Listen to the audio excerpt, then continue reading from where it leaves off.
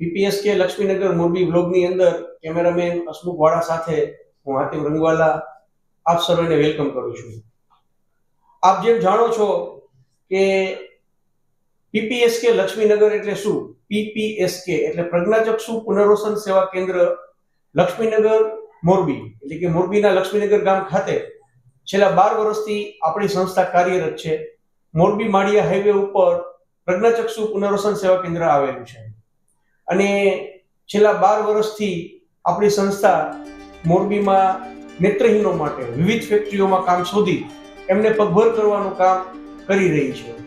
અને આપ જેમ જાણો છો કે અત્યારે આપણી એક સિરીઝ ચાલે છે કે જે સિરીઝની અંદર સંસ્થામાં જે કામદાર ભાઈઓ રહે છે એ કામદાર ભાઈઓના ઇન્ટરવ્યુ અમે તમારા બધા સુધી પહોંચાડીએ છીએ. એમનું જીવન કેવું છે, એમના જીવનમાં સંઘર્ષ છે, સંઘર્ષ નથી, પહેલાનું જીવન કેવું હતું, અત્યારનું જીવન કેવું છે, તમામ વાતો અમે એમની સાથે કરીએ છીએ અને તમારા બધા સુધી પહોંચાડીએ છીએ. વિશેષ વાત એ છે કે એમને કંઈ શીખડાવવામાં આવતું નથી. એમના હૃદયના જે ભાવ છે એ ભાવ જ અમે તમારા બધા સુધી પહોંચાડવાની કોશિશ કરીએ છીએ. તમે વિડીયો જોજો અમારો, તમને ક્યાંય પણ કટકો જોવા નહીં મળે કે ક્યાંય એડિટિંગ કરેલું નહીં મળે. જે વાસ્તવિકતા છે એ વાસ્તવિકતા જ અમે તમારા બધા સુધી પહોંચાડવાની કોશિશ કરીએ છીએ ને એના મનમાં શું ચાલે છે એ વાત જ અમે તમારા બધા સુધી પહોંચાડીએ છીએ. તો ફરી પાછા આજે અમે આપણી સેવામાં હાજર છીએ. એક નેત્રહીન કામદાર સાથે ફરી પાછા આજે આપણે વાતો કરીએ, એના જીવન વિશે જાણીએ. એનું જીવન કેવું છે, કેટલું સંઘર્ષમય હતું, કેટલું સંઘર્ષમય નહોતું, એને એના જીવનમાં કોઈ તકલીફ પડી છે, કોઈ તકલીફ નથી પડી, એ બધી વાતો આજે આપણે એમની પાસેથી જાણશું. તો મારી સાથે અત્યારે જોડાઈ ગયા છે રમેશભાઈ ડાભી. રમેશભાઈ કેમ છે? બસ મજામાં. મજામાં? આવ. રમેશભાઈ ડાભી સાથે આપણે વાતચીત કરશું અને એના જીવન વિશે જાણવાની કોશિશ કરશું આપણે. તો રમેશ, તારો જન્મ ક્યાં થયો? મારો જન્મ હળવદમાં થયો. હળવદ? બરોબર. જન્મથી અંધ છો કે? હા, જન્મથી અંધ. જન્મથી અંધ છો, બરોબર. તો પછી જન્મથી અંધ છો તો પછી મા બાપને ખબર પડી કે તું અંધ છો તો પછી એને તારા માટે શું કર્યું? પેલા તેમને ખબર પડી ત્યારે સૌ પ્રથમ તો અલગ અલગ દવાખાને જઈ આંખની તપાસ કરાવી, પણ તેમાં કાંઈ ફેર ન પડતા તેને અલગ અલગ માનતા દ્વારા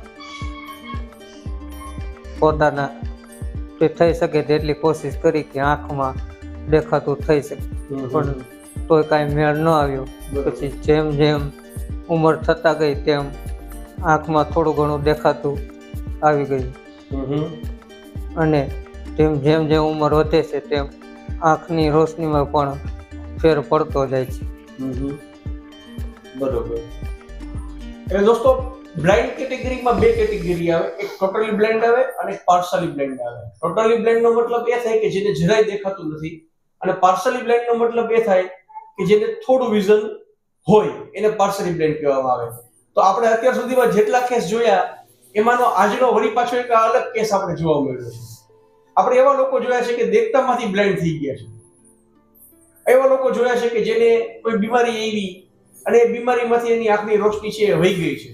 પણ રમેશ સાથે નો જે કેસ છે આખો આપણો અલગ જોવા મળે છે. અહીંયા એને એવું છે કે પેલા જરાય નહોતું દેખાતું અને જેમ જેમ એની ઉંમર વધતી ગઈ એમ એને થોડું વિઝન આવતું ગયું ને અત્યારે જે છે પાર્શલી બ્લાઇન્ડ તરીકે એની ગણતરી કરવામાં આવે છે અને દુનિયા છે, કલર છે એ જોઈ શકે છે. પણ આપણે નોર્મલ વ્યક્તિ, તમે લોકો જેટલું જોઈ શકો એટલું નહીં, પણ ટૂંકમાં એ જોઈ શકે ખરો, એને ખબર પડી જાય એટલું વિઝન એની પાસે અત્યારે અવેલેબલ છે. અને જેમ જેમ એની ઉંમર થતી ગઈ છે એમ એના કહેવા મુજબ એની જે રોશની છે એમાં એને થોડો વધારો થતો આવ્યો છે. તો રમેશ, તે અભ્યાસ ક્યાં કર્યો? મેં અભ્યાસ 1 થી 12 ભાવનગરની બ્લાઇન્ડ સ્કૂલમાં કર્યો. પછી ત્યારબાદ અમદાવાદમાં કોલેજ કર્યો. તો પછી આ અંધની સ્કૂલો ચાલે છે એવી કેવી રીતે ખબર પડી? એ સ્કૂલ અમારા સંબંધિત ભાવનગર એક રહે છે, તેમને કીધું હતું કે અહીંયા આવી સ્કૂલ છે. બરોબર. તો સ્કૂલમાં જ્યારે મૂકવાની વાત થઈ ત્યારે તારા મમ્મી પપ્પા સહમત થઈ ગયા હતા? ના, પહેલા તો નતા થતા. પછી બધા લોકો દ્વારા કહેવામાં આવે કે ઘરે રહીને શું કરશે, કાંઈ ખોટો બેઠો રહે ને રખડશે ને એવું બધું કહેતા બોલતા. પછી એટલે તેઓ ત્યાં મૂકી ગયા અને ત્યાં 1 થી 12 નો અભ્યાસ કરી. બરોબર. અને કોલેજ અમદાવાદ? હા, કોલેજ અમદાવાદ. બરોબર. પછી શું કરતો? ત્યાં કોલેજ પૂરી થઈ પછી એકાદો મહિનો ઘરે રહ્યો. પછી અહીંયા ખબર પડી કે મોરબીમાં આવી સંસ્થા છે જ્યાં અલગ અલગ કંપનીમાં કામ આપે છે અને ત્યાં રહેવા જમવાની વ્યવસ્થા બધું પૂરું પાડે છે. ત્યારે અહીંયા સંપર્ક કર્યો. બરોબર. તારા ફેમિલીમાં કોણ કોણ છે? મારા ફેમિલીમાં પપ્પા છે, ભાઈ છે, ભાભી છે અને એક બેન. મમ્મી નથી? ના, મમ્મી નહીં. મમ્મી નથી. પરિવારનો સપોર્ટ કેવો મળે? પરિવારનો સપોર્ટ મળે. બરોબર છે. પહેલા ઓછો મળતો, હમણાંથી ધીમે ધીમે કમાતા થયા પછી વધી. દોસ્તો, આ વાત નોટ કરજો. મેં એને કંઈ કીધું નથી, એના મોઢે જ પોતે બોલ્યો છે કે પહેલા સપોર્ટ એટલો બધો નહોતો મળતો, પણ જ્યારથી એ કમાવા માંડ્યો છે ત્યારથી એના પરિવારનું દૃષ્ટિકોણ છે એ આખું ચેન્જ થઈ ગયું છે. આ વાત સ્વાભાવિક છે દોસ્તો, અને અમે જનરલી ખુલીને બોલતા નથી, પણ અમે જાણતા હોઈએ છીએ કે અંધ વ્યક્તિનું જે જીવન છે એ ખૂબ કષ્ટભર્યું હોય છે. કારણ શું છે એનું? કે દેખતા છોકરાઓ પર મા બાપ જેટલું ધ્યાન આપે છે એટલું અંધ છોકરાઓ પર આપતા નથી. એનું કારણ શું છે કે એને ખબર છે કે ભવિષ્યમાં આનાથી કોઈ અપેક્ષા નથી, આને આપણે પાળવાનો છે, પોષવાનો છે અને આપણે ખવડાવવાનું છે. આ આપણને કમાવીને કંઈ દેવાનું તો છે નહીં. એટલે એના ઉપર જેટલું ધ્યાન દેવું જોઈએ એટલું પૂરતું ધ્યાન દેવાતું નથી અને એના જીવન સાથે હંમેશા અન્યાય થતો હોય છે. પણ લોકો જે છે એ ખુલીને કોઈ બોલતા હોતા નથી. પણ અત્યારે રમેશના ઈશારામાં આપણે સમજી જઈએ છીએ કે એને પહેલા સપોર્ટ ઓછો મળતો હતો, પણ જ્યારથી એ કમાવા માંડ્યો છે ત્યારથી એને જે ફેમિલી સપોર્ટ છે એ વધારે ને વધારે મળવા લાગ્યો છે દોસ્તો. તો રમેશ, કઈ કંપનીમાં નોકરી કરે છો અહીંયા? અત્યારે ચિંજાજ નામની કંપની છે ઘડિયાળની, ત્યાં. બરોબર. શું કામ કરવાનું હોય ત્યાં? ત્યાં તો ઘડિયાળના બોક્સ બનાવવાના, પેકિંગ કરવાનું, એવું બધું અલગ અલગ હોય છે. બરોબર. એટલે એક જ કામ હોય કે ફરતું ફરતું કામ આવે? ના, 2-3 કામ છે એ હોય. બરોબર છે.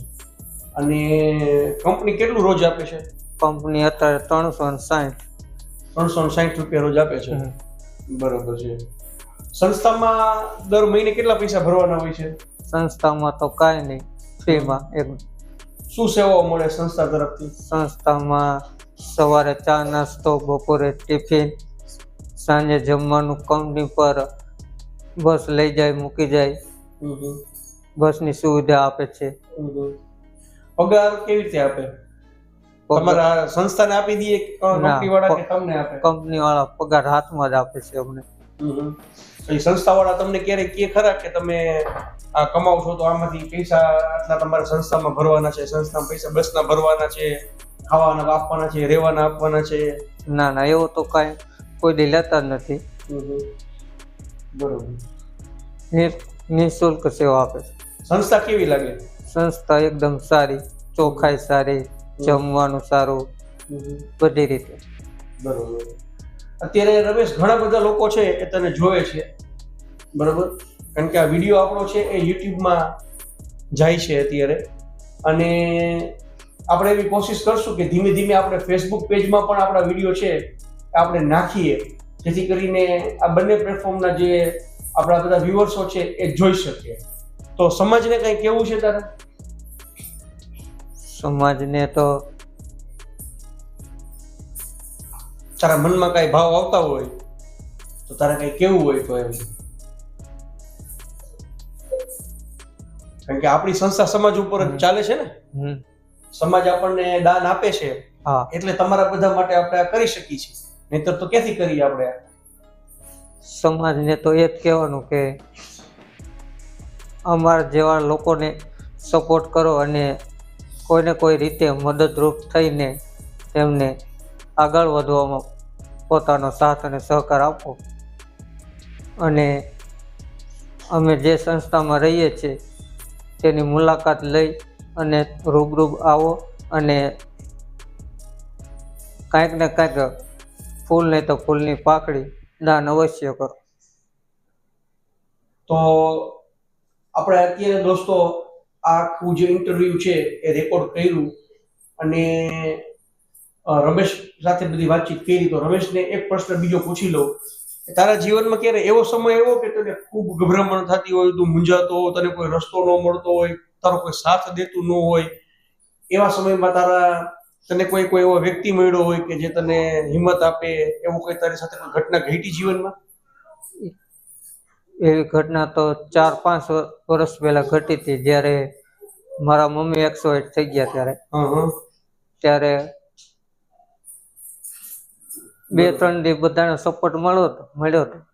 પછી જેમ જેમ સમય ગયો તેમ સપોર્ટ ઓછો થતા કે હવે આગળ શું થશે, શું કરવું, કઈ રીતે ભણવું, થોડો ઘણો રહેવાનો પણ પ્રોબ્લેમ થતો.